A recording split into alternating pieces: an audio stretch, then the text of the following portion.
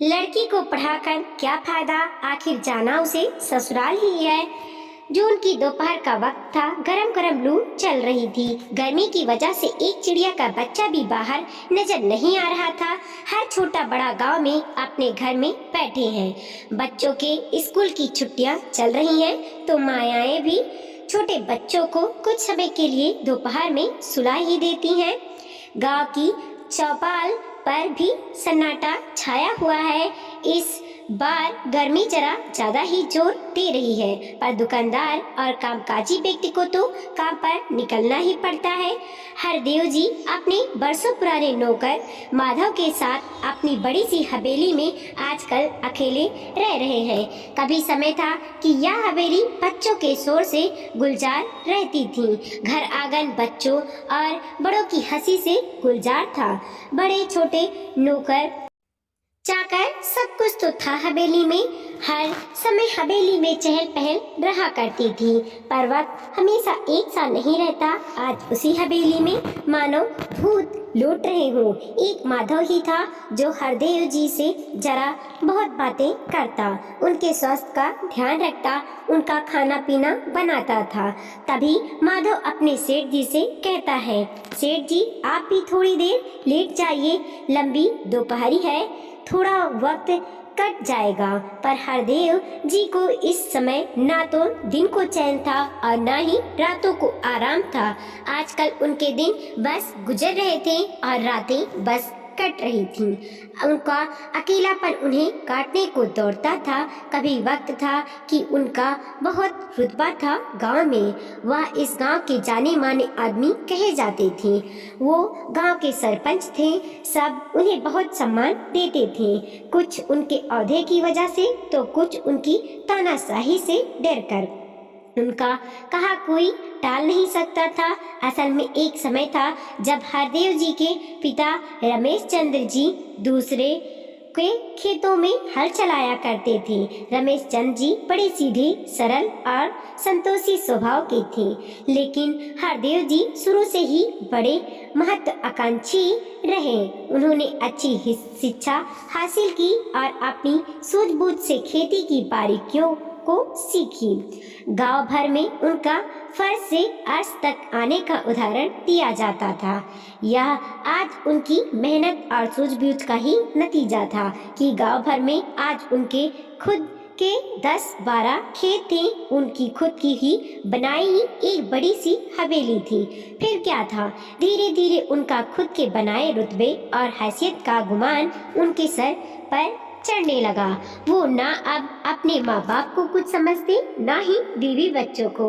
उनका अहंकार था कि बढ़ता ही जा रहा था। उनके अहंकार और अकड़ ने अब उनकी गृहस्थी की गाड़ी भी प्रभावित होने लगी थी। उनके 2 बेटे शशि और रवि थे। शशि तो अपने दादाजी रमेश चंद्र जी की तरह शांत और संतोषी स्वभाव का था, पर रवि थोड़ा गर्म मिजाज का था। उससे बात बात पर अपने पिताजी की तानाशाही पसंद नहीं आती। एक दिन तो हद ही हो गई जब हरदेव जी ने कहा कि सब कुछ मेरा कमाया है, सब कुछ मेरा है और तुम सब मेरी वजह से ही खा पी रहे हो। पूरे परिवार में यह बात किसी को भी पसंद नहीं आई। हरदेव जी की अपनी पत्नी जतियोशना जी ने भी हरदेव जी को बहुत समझाने की कोशिश की, पर बात बढ़ती चली गई। रवि को यह बात बहुत नागवारा गुजरी। उसने कहा यदि नौकरी ही करनी है तो कहीं और कर लेंगे, पर यहाँ इस तरह अपनी जिंदगी नहीं बिताएंगे। और वो उसी समय खाली हाथ यह कहकर हवेली से निकल गया कि अब मैं कुछ अपने दम पर ही बनकर दिखाऊंगा। हरदेव जी भी गुस्से में थे। उन्होंने गुस्से में कहा, हाँ हाँ देखता हूँ कितने दिन कमा कर खाता है। उस दिन का दिन और आज का दिन, आज 20 वर्ष हो गए। रवि लौटकर नहीं आया। सुना है उसने भोपाल में अपनी लगन और मेहनत से अपनी कोठी भी बना ली है और खुद का व्यापार भी खड़ा कर लिया है और सुखी सुखी अपने परिवार के साथ जीवन व्यतीत कर रहा है। उधर शशि की उम्र भी शादी की हो चली थी। शशि के रिश्ते आने लगे थे। हरदेव जी ने एक सीधी सरल परिवार से नाता जोड़कर उसकी शादी तय कर दी। उनकी अकड़ अभी भी बाकी थी। उन्होंने बेटे की शादी के कार्ड पर अपने माँ पिताजी का नाम नहीं लिखवाया, जिसकी गांव भर में चर्चा थी। पर कहते हैं ना, बड़े आदमी सभी एब दब जाते हैं। हरदेव जी के पिताजी ने कहा तो कुछ नहीं, लेकिन उन्हें मन ही मन अपने बेटे के इस व्यवहार पर बहुत दुख हुआ। उम्र तो थी ही, लेकिन मन ही मन वो दुखी रहने लगे और एक दिन उनकी आत्मा परमात्मा में विलीन हो गई। उधर शशि की बहू अब घर आ गई थी। उसने खूब अच्छे से घर परिवार की सारी जिम्मेदारियां संभाल ली थी, लेकिन जयोतृष्णा जी अभी भी मन से बहुत दुखी थी। उन्हें रह रहकर अपने छोटे बेटे रवि की याद सताती, लेकिन कर भी कह सकती थी। शशि की शादी के लगभग 5 वर्ष बाद जयोत्स्ना जी भी स्वर सुधार गई, लेकिन हरदेव जी की तानाशाही कम नहीं हुई। वो सारी कमाई, सारी बचत खुद संभालते। शशि को छोटे छोटे खर्चे के लिए अपने पिताजी के सामने बार बार हाथ फैलाना पड़ता था। कमी किसी चीज की नहीं थी, बस यहाँ ऊंची दुकान, फीके पकवान जैसा हाल था। हरदेव जी वक्त की नजाकत को नहीं समझते थे।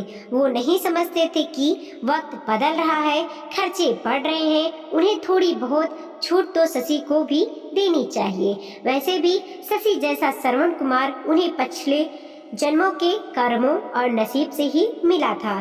शशि परेशान रहने लगा कि घर के छोटे मोटे खर्चों के लिए पैसा कहाँ से लाए। पिताजी ने तो ज्यादातर समय बाहर चौपाल या किसी के साथ बैठकर गुजार देते थे। शशि मन ही मन सोच रहा था कि मैंने पूरी जिंदगी पिताजी की परछाई बनकर गुजार दी और आज उसका ये फल उसे मिल रहा है। पर फिर मन को समझाता, पिताजी बड़े हैं, कोई बात नहीं, उनका हक है मुझ पर, एक दिन सब ठीक हो जाएगा, सोचकर शांत हो जाता। लेकिन एक दिन जब हरदेव जी ने अपनी पोती की पढ़ाई का पैसा देने से यह कहकर मना कर दिया कि क्या फायदा है ज्यादा पढ़ाई का, जाएगी तो ससुराल ही, फिर क्या करना है किसी पराई अमानत पर खर्च करके। इस एक बात ने शशि और शशि की पत्नी सुगंधा का दिल तोड़ दिया था। वो दोनों लड़का और लड़की में कोई भेदभाव नहीं समझते थे। वो दोनों को अच्छी शिक्षा देना चाहते थे।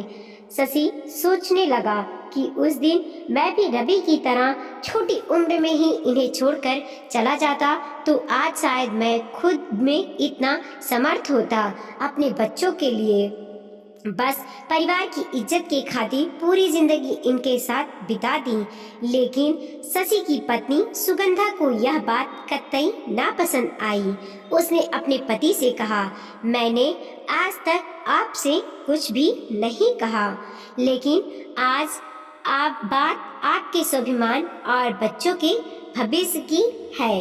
आज आपको अपने स्वाभिमान और बच्चों की खातिर एक बड़ा फैसला लेना ही होगा। उसने अपने सारे गहने जेवर शशि को देते हुए कहा कि इन्हें कहीं गिरवी रखकर आप छोटा मोटा काम शुरू कर दें। मैं हमेशा आपके काम में आपका साथ दूंगी। भोले बाबा पर भरोसा रखना, सब भला होगा। बस उसी रात हवेली में हुआ यह फैसला उस हवेली की रौनक अपने संग ले गया। गांव में धीरे धीरे लोग अब हरदेव जी से कन्नी काटने लगे थे। हरदेव जी अब भी अपने किए पर पछता ही रहे थे। सोच रहे थे कि उन्होंने अपनी तानाशाही की वजह से जीवन की संध्या बेला इस तरह तन्हा काटनी पड़ रही है। तभी दरवाजे पर दस्तक हुई। हरदेव जी ने अतीत से बाहर आते हैं। माधव दरवाजा खोलता है। माधव कहता है, सेठ जी देखिए तो कौन आया है। हरदेव जी देखते हैं कि बाहर शशि और उसकी पत्नी सुगंधा और बेटी मणि के साथ आया है। शशि और सुगंधा आगे बढ़कर हरदेव जी के पांव छू लेते हैं। शशि अपनी बेटी मणि की शादी का कार्ड हरदेव जी के हाथों में देता है। वह कहता है, पिताजी, आपकी आईपीएस ऑफिसर पोती का हाथ लड़के वालों ने मुंह से मांग कर लिया है। लड़का अच्छा है, परिवार अच्छा है, बस अब आपको चलकर ये विवाह आपके आशीर्वाद के साथ करवाना है। हरदेव जी शादी के कार्ड पर अपना नाम पोती श्री हरदेव अग्रवाल और स्वर्गीय ज्योत्स्ना अग्रवाल जी की नाम पढ़कर रोने लगते हैं। अपने बेटे से शशि से कहते हैं, मुझे माफ कर देना बेटा, मैंने तेरी शादी में अपने पिताजी और माताजी का नाम अपनी छोटी अकड़ में नहीं लिखवाया था। ये शायद उनका ही नतीजा है कि भरपूर परिवार और घर आंगन होते हुए भी आज मुझे इस तरह जीवन अकेले काटना पड़ रहा है। रवि तो शायद मुझे कभी माफ नहीं करेगा। मुझे आज जाकर ये समझ में आया है कि व्यक्ति के कर्म जिंदगी भर उसके साथ साथ चलते हैं। जिंदगी एक आईने की तरह है। जिस तरह के कर्म हम करते हैं वही आईने की तरह जिंदगी हमें दिखाती है। बेटा, मैं इस लायक नहीं कि इस कार्ड पर मेरा नाम लिखा हो। शशि कहता है, पिताजी, आप माफी ना मांगे, आप बड़े हैं, आपका आशीर्वाद हमारे लिए बहुत मायने रखता है। मेरी रवि से बात हो चुकी है। रवि भी शादी में आने वाला है। उसे भी अब आपसे कोई गिला शिकवा नहीं है। बस अब आप हमारे साथ चलने के लिए तैयार हो जाइए, मैं आपको लेने आया हूँ। शशि कहता है, भला आपकी पोती का विवाह आपके आशीर्वाद के बिना कहीं हो सकता है? इतना सुनकर हरदेव जी शशि को गले लगा लेते हैं। रिश्तों के आईने पर बरसों से पड़ी धूल आज साफ हो जाती है और हवेली का सूना आंगन फिर से महक उठता है। वीडियो को लाइक कीजिए, कमेंट कीजिए और अपने दोस्तों के साथ जरूर शेयर कीजिए। चैनल पे नए हैं प्लीज़ सब्सक्राइब कीजिए और देखते रहिए मोटिवेशनल स्टोरी। मिलते हैं और एक नई कहानी के साथ।